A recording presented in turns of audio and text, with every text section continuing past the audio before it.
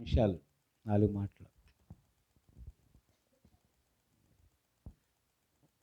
ఈ యొక్క ఉదయ కాలంలో కూడా మరి ఎన్నో ఆత్మీయ సత్యాల ద్వారాగా దేవుడు మనతో మాట్లాడారు. మన హృదయాలను కూడా పరిశీలించుకుని ఆయన మాట ప్రకారం మనం నడుచుకుందాం. మత్తయి సువార్త 2వ అధ్యాయము 9వ వచనం. రాత్రి కాలంలో కూడా ఎన్నో ఆత్మీయమైన సత్యాలు విందాము. యేసు ప్రభు వారు ఈ లోకానికి ఎందుకు వచ్చారు అని రాత్రి కూడా ఎన్నో రక్షణ గురించి విందాం. పాపులను రక్షించుటకు క్రీస్తు యేసు ఈ లోకంలోకి వచ్చినట్టుగా అలాగే మనం కూడా నక్షత్రాల్లాగా ప్రకాశించాలంటే మరి మనం ఏం చేయాలి? మత్తయి సువార్త 2వ అధ్యాయం 9వ వచనం. వారు రాజు మాట విని బయలుదేరిపోవచ్చుండగా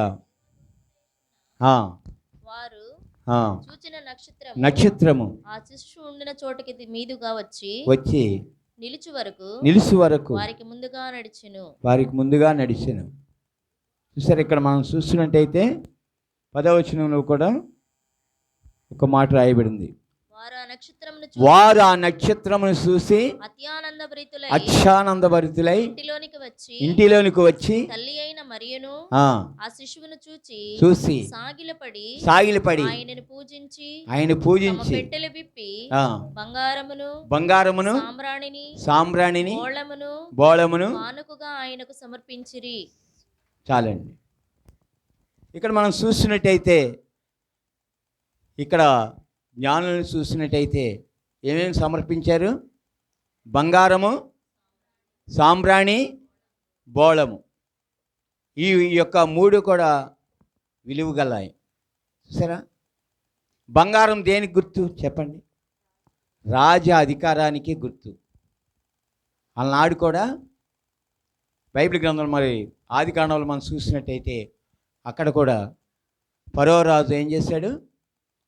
ఆయన 2వ రథం మీద ఎక్కించినప్పుడు యేసేపుకి ఏం చేశాడు? చేతికి ఉంగరం పెట్టి మెడకి గొలుసేసాడు. చూసారా? బంగారము రాజ్య అధికారానికి గుర్తు. సాంబ్రాణి దేనికి గుర్తు? ధూపానికి గుర్తు.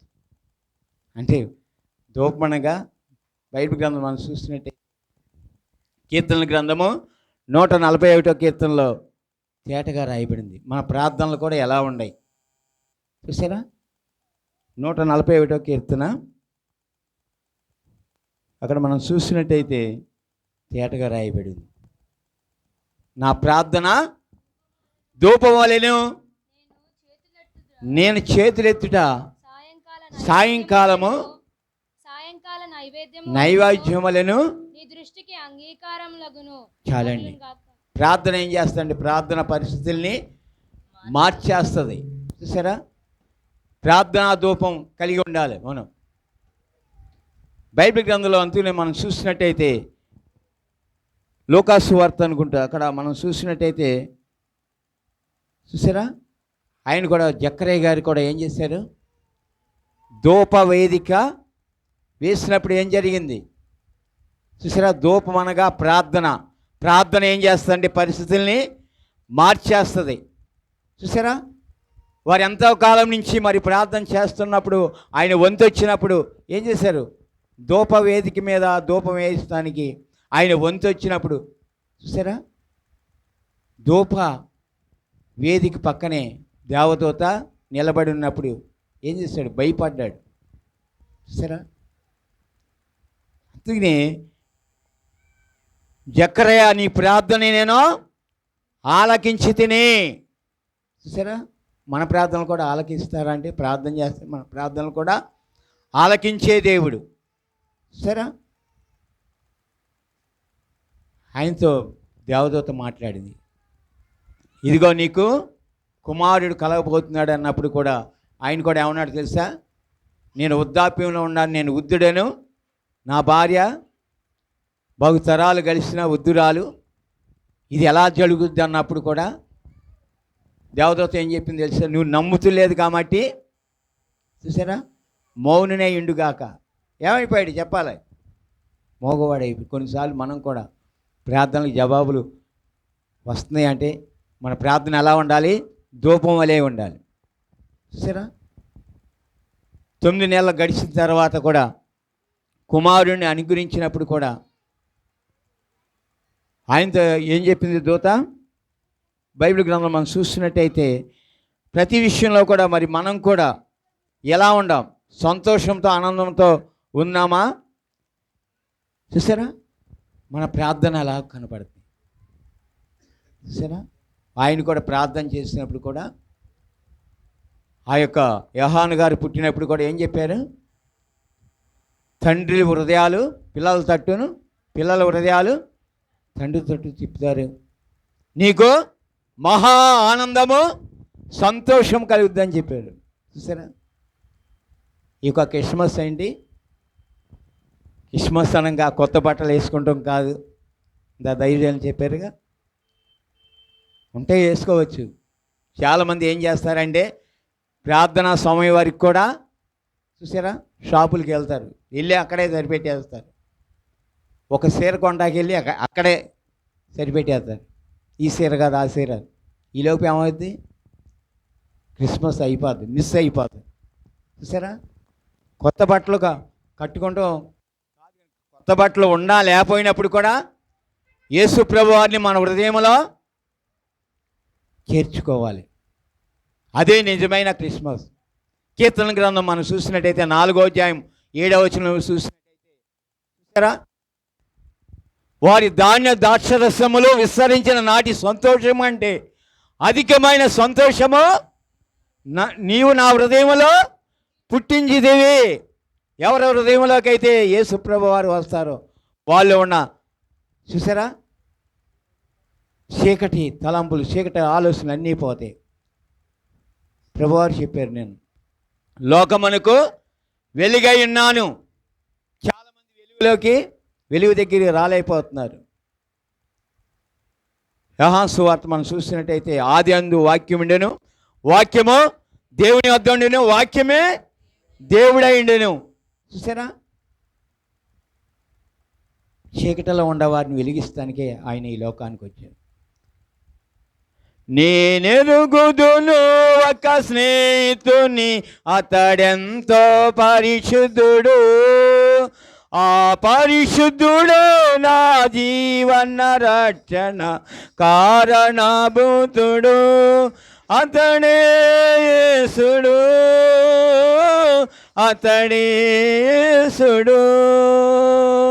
చీకటి దారులలో చితికిన బ్రతుకులకు, చీకటి దారులలో చితికిన బ్రతుకులకు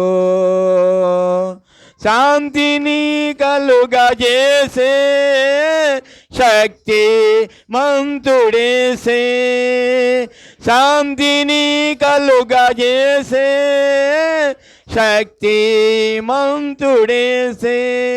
నేనెరుగుదును ఒక స్నేహితుని, అతడెంతో పరిశుద్ధుడు. చూసారా? చాలామంది ఎలా ఉంటారంటే నేను లోకమునకు వెలుగై ఉన్నాను, నన్ను వెంబడించేవాడు చీకటిలో నడవక వెలుగులోనే ఉంటాను. సరే? చీకటిలో కూర్చున్న వారికి అరుణోదయ దర్శనముగా మనకి అనుగ్రహింపబడ్డారు ప్రభువారు. చూసారా? ఆయన సన్నిధికి వచ్చిన మనం కూడా ఆయన మాట విని ఆయన మాట ప్రకారం నడుచుకున్నప్పుడు మన జీవితాల్లో కూడా అద్భుత కార్యాలు చూడగలుగుతాం.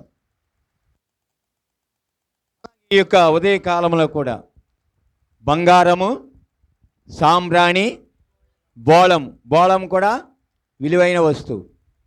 బోళం ఎందుకు పనికి వస్తుందంటే శరీరాన్ని పాడవుకోకుండా కాపాడుతుంది కాబట్టి అలనాడు నికోదేము గారు కూడా ఏం చేశారు? 150 సేర్లు చూసారా ఆఖరు కలిపిన బోళము ప్రభువారికి సమర్పించారు. చూసారా? ఈ యొక్క ఉదయకాలంలో కూడా మనల్ని అడుగుతున్నారు ప్రభు. చూసారా? వాళ్ళైతే సమర్పించుకున్నారు బంగారము, సాంబ్రాణి, బోళం. ఈ యొక్క ఉదయ కాలంలో కూడా మరి మనల్ని అడుగుతున్నారు ప్రభువారు, నా కుమారుడా నీ హృదయము నాకు ఇమ్ము అంటున్నాడు. మన హృదయాల్ని ఆయనకి సమర్పించుకున్నప్పుడు ప్రభువారు మనలో మన హృదయంలోకి వచ్చి నివాసం చేస్తారు. సరే, ఆయన ధనవంతుడై ఉండి మన యొక్క దారిద్రత వలన మనం కూడా ధనవంతులు కావాలని ఆయన మన నిమిత్తము దరిద్రుడు ఆయనను రాయబడింది. ఈ యొక్క ఉదయకాలంలో కూడా మరి మనం కూడా ధనవంతులుగా చేస్తానికే వచ్చారు ప్రభువారు. చూసారా, పెంట కుప్పల మించి దీనులను పైకి లేవనెత్తడానికి ఆయన ఈ లోకానికి వచ్చారు ప్రభువారు. ఈ యొక్క ఉదయకాలంలో కూడా మరి మనం కూడా ఆ నిజమైన రక్షకుడిని మన హృదయంలో చేర్చుకున్నప్పుడు మనలో సంతోషము, సమాధానము, నెమ్మది, ఆరోగ్యం కలగజేసే దేవుడు. సరే, అందుకనే దేవదూత చెప్పింది, ఇదిగో ప్రజలందరికీ కలవబోవు మహా సంతోషకరమైన సువర్తమానము నేడు మీకు తెలియజేయుచున్నాను. దావీదు పట్టణమందు నేడు రక్షకుడు మీ కొరకు పుట్టిన, నా కొరకు మన కొరకు వచ్చిన దేవుడు. చూసారా, ఆయన ఆశ్చర్యకార్యుడు, ఆలోచనకర్త, బలవంతుడైన దేవుడు. ఆయన భుజం మీద ఏముంది? రాజ్యభారం ఉంది. చూసారా, అందుకని జ్ఞానులు ఏమడిగారు? యూదులకు రాజుగా పుట్టినవాడు ఎక్కడా అని అడిగారు. అందరూ సంతోషించారు కానీ చూసారా, ఒక ఆయనకి సంతోషం లేదు. ఎవరు ఆయన పేరు? ఏ రోజు ఎందుకు లేదు? నేనే రాజుగా ఉంటే మరొక రాజు పుట్టాడా? చూసారా, అసూయ. అసూయ మనిషిని ఏం చేస్తుందంటే చంపేస్తుంది. ఏపు గ్రంథంలో రాయబడింది. చూసారా, అసూయ చేస్తా జనులు ఏమైపోతారు? చనిపోతారని. చూసారా, అసూయ వచ్చింది ఆయనకి. నేనే రాజుగా ఉంటే మరొక రాజు పుట్టాడా? జానులారా, మీరు వెళ్ళి ఆ సమాచారాన్ని తెలుసుకుని నా యొద్దకు రండి, నేను కూడా వచ్చి పూజిస్తా అన్నాడు. అవునా? లేదండి, కపటనట్టున్నా. సరే, ఆయన ఏం చేశాడంటే ఆ యొక్క గ్రామంలో ఉండవారి అందరినీ కూడా 2 సంవత్సరాల పిల్లల్ని 2 సంవత్సరాల్లో పిల్లలందరినీ కూడా హతమార్చేయమని చెప్పాడు. చూసారా, రాజు తలుచుకుంటే దెబ్బలకి కొదివే ఉంది అంటారు. చూసారా, దేవదూత ముందలే చెప్పింది, యేసేపు నువ్వు ఆ శిశువుని తీసుకుని మరియాని అంట పెట్టుకుని నువ్వు ఇక్కడి నుంచి ప్రయాణం వెళ్ళిపో. చూసారా, ఆ శిశువుని సంహరించవాలని చూస్తున్నాడని చెప్పాడు. చూసారా, ఆఖరికి ఏమయ్యాడు? మనుషుడు ఏమెత్తును విత్తునో ఆ పంటనే కోస్తాడు. ఈ యొక్క ఉదయకాలంలో కూడా మరి మనం కూడా ప్రభువారిని మన హృదయంలో చేర్చుకుని ఆయన్ని ఆహ్వానించినట్టయితే సరే, రక్షణ పొంది మారు మనసు పొంది ఆయన మార్గంలో నడుచుకున్నప్పుడు మన జీవితాల్లో కూడా సంతోషము, సమాధానము, నెమ్మది, ఆరోగ్యము, ఆనందాన్ని అనుగ్రహించే దేవుడు. అలాంటి కృప మనందరికీ దేవుడు అనుగ్రహించునుగాక. ఆమేన్.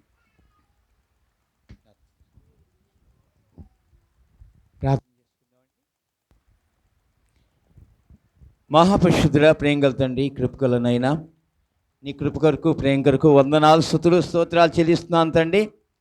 రాత్రి సమయంలో కూడా నైనా దైవదాసులనైనా బలపరుచుకున్నైనా నీ యొక్క అమూల్యమైన మాటల ద్వారాగా నైనా నిత్యమే తండ్రి, నైనా ఈ రక్షకుడు ఎలాంటి రక్షకుడు అంటే నైనా నిత్యమే తండ్రి, పాపును రక్షించుటకు క్రీస్తు ఈ లోకమునకు వచ్చిన రీతిగానే ప్రభా మీరు ఈ లోకానికి వచ్చిన దేవుడు ప్రభా. నైనా జన్మ కర్మ పాపముల నుంచి మమ్మల్ని విమోచిస్తానికై ఈ లోకానికి వచ్చిన దేవుడు ప్రభా. నాయనా నిజమే తండ్రి, రక్షణ కోరుకున్న వారికి రక్షణ అనుగ్రహిస్తానని వాగ్దానం చేసిన దేవుడు ప్రభా. ఇంకా రక్షణ లేని బిడ్డలని కూడా నాయనా మరి నాయన ప్రతి ఒక్కరూ కూడా రక్షణ పొంది మారు మనసు పొంది నీ మార్గంలో మళ్ళీకుండా సాయం చేతండి నాయన. అన్ని విషయాలలో కూడా తోడయండి నాయన, నడిపించే విధానాన్ని బట్టి వందనాలు తండ్రి నాయన. ఈ యొక్క ఉదయకాలంలో కూడా ప్రభా నాయన వినిన మాటలు మా హృదయంలో భద్రం చేసుకుని వాటి ప్రకారం జీవించేవారుగా ఉండడానికి సాయం చేయమని యేసయ్య పరిశుద్ధ నామములో అడిగి వేడుకుంటున్నాం తండ్రి, ఆమెన్.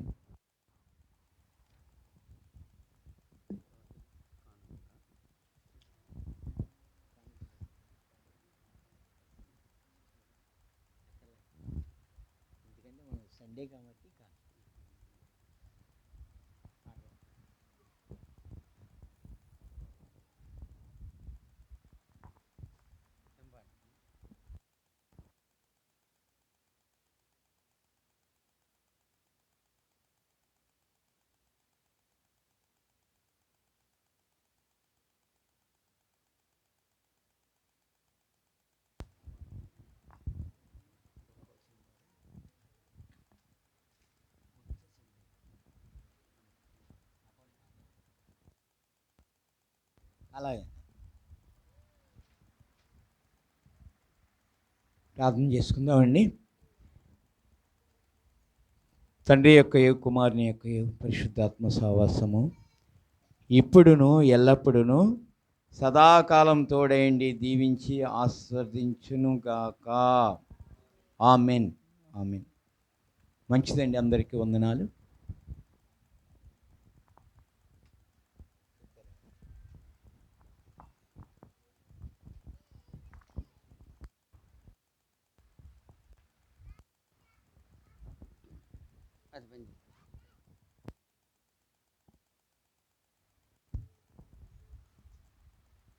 ఇంతవరకు దేవుని వాక్యాన్ని విన్న మీరందరూ కూడా మీ హృదయంలో ఈ వాక్యాన్ని భద్రపరుచుకొని వాక్యం ద్వారా మనం జీవించేవారుగా ఉండాలి. కాబట్టి ఆహ్వానాన్ని మన్నించి వచ్చిన బిడ్డలందరికీ కూడా ఇక క్రిస్మస్ శుభాకాంక్షలు తెలియపరుస్తున్నాను. అలాగనే ఈ యొక్క సమయంలో భోజన సహవాసం కూడా కలిగి ఉందాం. మీరు మీ లైన్లో కూర్చున్నట్లయితే కనుక భోజనం వడ్డింపబడుతుంది. సమృద్ధిగా భోంచేసి వెళ్ళవలసిందిగా కోరుతున్నాం.